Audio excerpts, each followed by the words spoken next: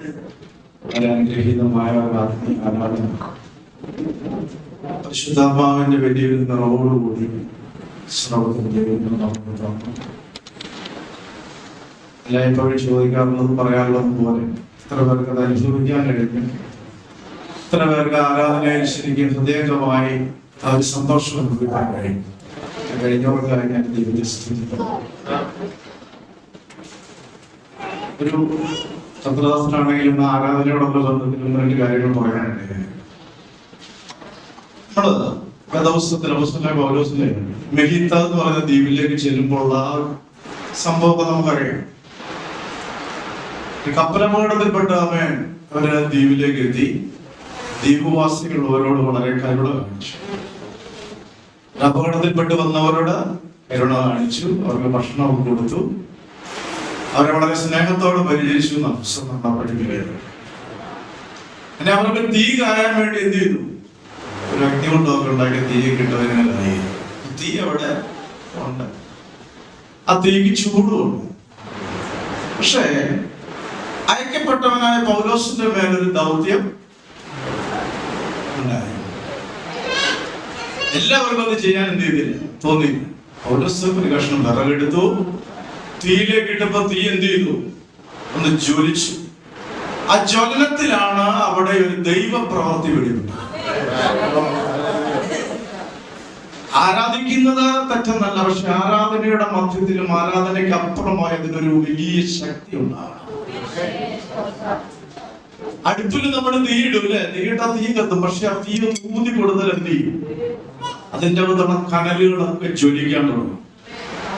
വീണ്ടും ഒന്നുകൂടെ ശക്തമായിട്ട് നമ്മൾ അതിനെ ഊതിയാൽ കത്താൻ കഴിയാതിരിക്കുന്ന ചിലതിലും കൂടെ തീ പിടിക്കും. തീക്ക് അങ്ങനെ വലിയൊരു പ്രത്യേകതയുണ്ട്. നിസ്സാരം ഒരു കരിക്കട്ട എന്ന് തോന്നിയാലും അവൻ അത് ചുറ്റിയെ കഴിച്ചാൽ പൊടിഞ്ഞു പോകും. പക്ഷെ അതൊരു കൊല്ലം തന്നെ ഒലയിലിട്ട് അതിനെ ഊതി അവൻ ഒരു കനലാക്കി അതിലേക്ക് കാട്ടിന്റെ മേലെ ഇരുമ്പിന്റെ കഷ്ണം വെച്ചാൽ എന്ത് ചെയ്യും? അത് ജ്വലിച്ച് അത് ഉരുകി പോകുന്ന അനുഭവത്തിലേക്ക് വരും.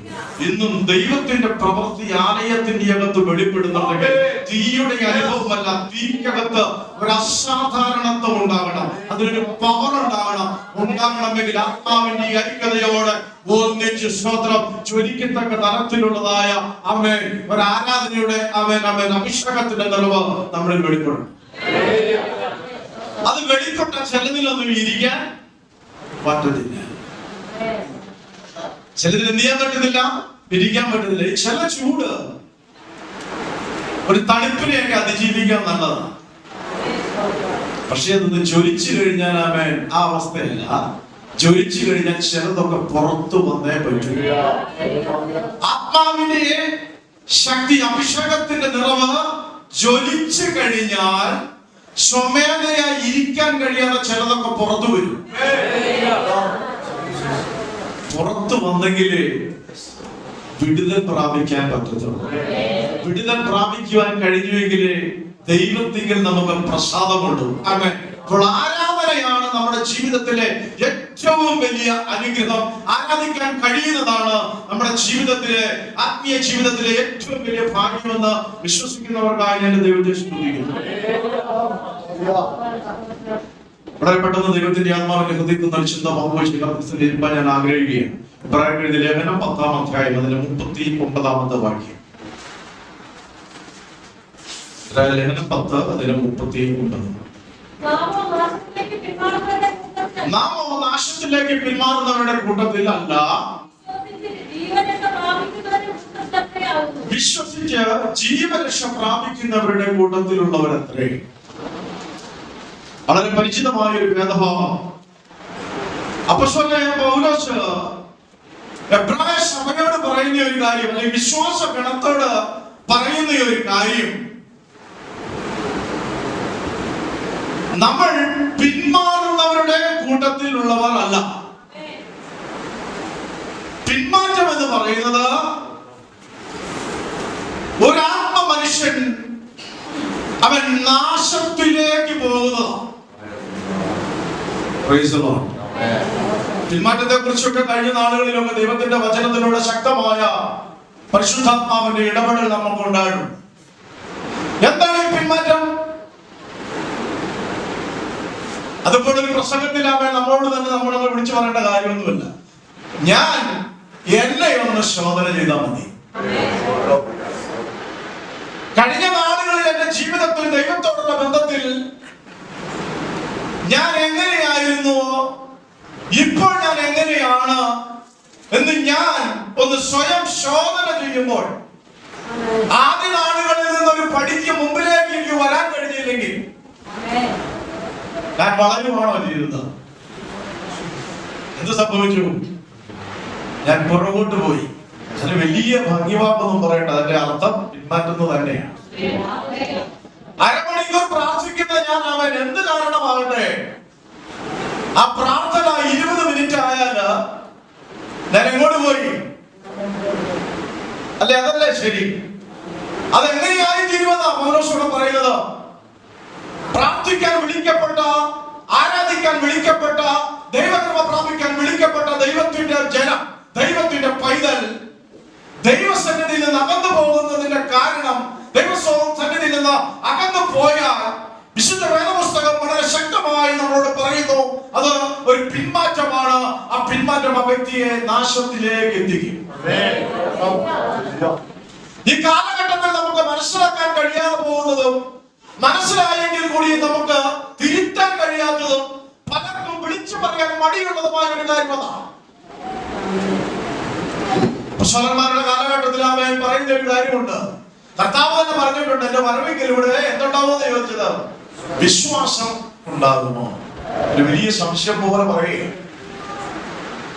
പലപ്പോഴും നമുക്ക് അതിനെ കുറിച്ചൊക്കെ പറയാൻ കഴിയുന്നത് ജീവിതത്തിന്റെ സാഹചര്യങ്ങളൊക്കെ ആകാം, സമ്മർദ്ദങ്ങളാകാം. ഇന്ന് നമ്മൾ കണ്ടതുപോലെ എല്ലാ കാര്യങ്ങൾക്കും ഞാൻ ഉൾപ്പെടെയുള്ളവർ വളരെ തിരക്കുള്ളവരാണ്. ഹല്ലേലൂയ. പക്ഷേ പുസ്തകം നമ്മളോട് പറയുന്നത്, എത്ര തിരക്കുണ്ടെങ്കിലും ദൈവത്തിന്റെ സന്നിധിയിൽ നിന്ന് നമ്മൾ അകന്നു പോകുക എന്നുള്ളത് അത് ഒരിക്കലും ഒരു അനുഗ്രഹത്തിന് കാരണമാവില്ല, മറിച്ച് അത് എന്നെ ഒരു നാശത്തിലേക്ക് എത്തിക്കുക തന്നെ ചെയ്യും. എന്നിട്ട് പറയുക, നമ്മൾ ആരും നാശത്തിലേക്ക് പിന്മാറുന്നവരുടെ കൂട്ടത്തിലുള്ളവരല്ല, നാശത്തിലേക്ക് പോകാനല്ല സ്വർഗത്തിലെ ദൈവം നമ്മളെ വിളിച്ചത്. കണ്ണുനീരിന്റെ അനുഭവത്തിലേക്ക് പോകാനല്ല സ്വർഗം നമ്മളെ വിളിച്ചത്. ഭാഗ്യം കെട്ടവരെന്ന വിളിപ്പേര് കേൾപ്പാനല്ല സ്വർഗത്തിലെ ദൈവം നമ്മളെ വിളിച്ചത്. ശപിക്കപ്പെട്ടവരെന്ന് കേൾപ്പാനല്ല ദൈവം നമ്മളെ വിളിച്ചത്. അവന്റെ സ്വർഗീയമായ ആ അനുഗ്രഹങ്ങളും വാഗ്ദത്തങ്ങളും പ്രാപിച്ച് അവൻ സ്വർഗീയ സമ്പത്തിന് ഓഹരിക്കാരാകാനാ. കർത്താവിന്റെ സഭ, ശരീരമാകുന്ന സഭ, മാനുഷികമായി ചിന്തിക്കുമ്പോൾ അതിന്റെ ആത്മീയമായ തലങ്ങളെ ഉൾക്കൊള്ളുവാൻ പലപ്പോഴും നമ്മുടെ ബുദ്ധിക്ക് അസാധ്യമാണ്. അല്പമെങ്കിലും വേദപുസ്തകവും കർത്താവിന്റെ കുരിശുമരണവും ഒക്കെ എടുത്ത് ഒന്ന് വായിച്ച് ധ്യാനിക്കുമ്പോൾ എപ്പോഴും ഞാൻ പറയും, എന്റെ കർത്താവിന്റെ കുരിശുമരണം ഒന്ന് ധ്യാനിക്കുമ്പോൾ എനിക്ക് വേണ്ടി സഹിച്ച കഷ്ടം, എനിക്ക് വേണ്ടി സഹിച്ച വേദന, എനിക്ക് വേണ്ടി സഹിച്ച നിന്ദയെ ഓർക്കുമ്പോൾ ഒരിറ്റ് കണ്ണുനീര് എന്റെ കണ്ണിൽ നിന്ന് വരാൻ കഴിയുന്നില്ലെങ്കിൽ ഞാൻ ഹൃദയം കഠിനപ്പെട്ടവന, ഞാൻ കൈത്തലിന്റെ മനസ്സുള്ളവന. ഹല്ലേലൂയ. ആർദ്രതയുള്ള ഹൃദയത്തിന്റെ ഉടമയെന്ന് പറയുവാൻ എനിക്ക് കഴിയത്തില്ല. കാരണം എനിക്ക് വേണ്ടി സഹിച്ചത്, എനിക്ക് വേണ്ടി കൊടുത്ത വില അത്ര വലുതെന്ന് വിശുദ്ധ വേദപുസ്തകം പരിശുദ്ധയാത്മാവ് ദിനം പ്രതി അന്യവിഷം നമ്മളോട് ഇടപെട്ടുകൊണ്ടിരിക്കുകയാണ്. പുസ്തകം നമ്മൾ പഠിക്കുമ്പോൾ കുറിയക്കാരനായ ഒരു ശിമിയോനെ നമുക്കറിയാം. പലപ്പോഴും നമ്മൾ വായിച്ചു പോയിട്ടുള്ള ഒരു ഭാഗമാണ്. യേശുവിനെ ആ മനുഷ്യൻ അറിയില്ല. എന്തിനു വേണ്ടിയാണ് ഈ മനുഷ്യനെ ഇത്ര പ്രഹരമേൽപ്പിച്ച് അവൻ വലിയൊരു ജനാവലിയുടെ സാന്നിധ്യത്തിൽ ഇത്ര പ്രഹരിച്ച് അവൻ കൊണ്ടുപോകുന്നത് അദ്ദേഹത്തിന് അറിയില്ല.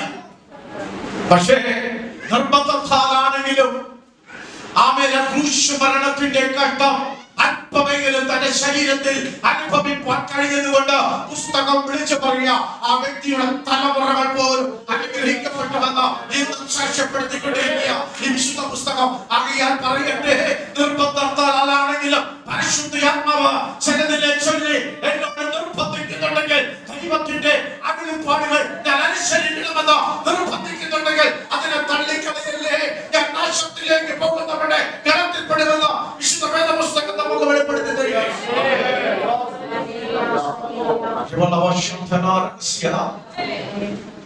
ഒരു തെറ്റ് ചെയ്യാത്ത ആ മനുഷ്യൻ നിർബന്ധത്താലാണെങ്കിൽ കൂടിയും ആ ക്രൂശിനെന്ന് ചുവര് കൊടുത്തപ്പോൾ ഒരുപാട് അടി ആർക്കിട്ട് കിട്ടി. എത്ര പേര് തയ്യാറാണ്? ഒരു തെറ്റും ചെയ്തിട്ടില്ല. വയലിൽ നിന്ന് അധ്വാനിച്ചിട്ട് കയറി വരിക. മോഷ്ടിക്കാൻ പോയ ആളോ ടൂർ പോയ ആളെന്നൊന്നും അല്ല പുസ്തകം അവിടെ പറയുന്നത്. അവൻ വയലിൽ നിന്ന് അധ്വാനിച്ചിട്ട് വരുന്ന ആ മനുഷ്യൻ ഈ സംഭവം എന്താണെന്ന് അറിയാൻ അവൻ അവിടെ നിന്ന് നിന്നു. പട്ടാളക്കാർ നിർബന്ധിച്ച ആ ക്രൂശിനോട് ചേർന്ന് അവൻ സപ്പോർട്ട് ചെയ്യാൻ വേണ്ടി പറയുക. ഭയത്തോടു കൂടിയാണെങ്കിലും അനുസരിച്ചു. പക്ഷേ അവൻ മനുഷ്യനെ സഹിക്കാൻ കഴിയുന്നതിലും അപ്പുറമായ ഒരു ബലം ആ ക്രൂശിനോട് ചേർന്ന് അവൻ ശിമിയോൻ തോൾ കൊടുത്തപ്പോൾ ലഭിക്കാനിടയായി. അവിടെ ഞാൻ വിശ്വസിക്കുന്നു, എന്റെ കർത്താവ് എനിക്ക് വേണ്ടി ഈ ക്രൂശിന്റെ ബലം അല്പമെങ്കിലും അത് സഹിക്കുവാൻ വഹിക്കുവാൻ വന്നവനാരാ എന്ന് ആ മുഖത്തിലേക്ക് നോക്കിയപ്പോൾ വലിയൊരു ആത്മശക്തിയുടെ പകർച്ച അവിടെ വെളിപ്പെട്ടു. തന്റെ ശരീരത്തിൽ പ്രകടപ്പെട്ടത് അറിയാൻ കഴിയാതെ എന്തോ ഇന്നുവരെ അനുഭവിക്കാത്ത ഒരാത്മസന്തോഷം ശിമിയോൻ അനുഭവിച്ചുകൊണ്ടിരുന്നു. എന്റെ ക്രിസ്തീയ ജീവിതം അങ്ങനെയാകണമെന്ന് നമ്മുടെ ഓരോരുത്തരുടെയും ക്രിസ്തീയ ജീവിതം അങ്ങനെയാകണമെന്ന് സ്വർഗ്ഗത്തിലെ ദൈവം നമ്മളോട് വിളിച്ചു പറയുക. ഇന്നും പൗലോസിനോട് ചേർന്ന് നമുക്ക് പറയാൻ കഴിയണം, ഞാനോ പിന്മാറ്റത്തിലേക്ക് പോകുന്നവരല്ല, ഞാനോ നാശത്തിലേക്ക് പോകുന്നവരല്ല, ഞാനോ പരാജയപ്പെടുന്നവരല്ല, പരാജയപ്പെട്ടവന്റെ മകനല്ല, എന്റെ അപ്പൻ പരാജയപ്പെട്ടവനല്ല. അവൻ ഇന്ന് ലോകത്തിലെ പല ബുദ്ധിമാന്മാരും എന്റെ കർത്താവിനെ ചൂണ്ടി പറയുക, യേശുവിന്റെ ജീവിതം ഒന്ന് പരാജയമായിരുന്നുവെന്ന് ആഴത്തിൽ വിളിച്ചു പറയുമ്പോൾ ഇന്ന് പരിശുദ്ധാത്മാവ് എന്റെ അകത്ത് തരുന്ന വെളിപ്പാട് എന്റെ കർത്താവിന്റെ ജീവിതം പരാജയമെന്ന ലോകമുദ്ര കുത്തുന്നത് എന്റെ ജീവിതത്തിൽ എന്റെ ആത്മീയ വിജയം.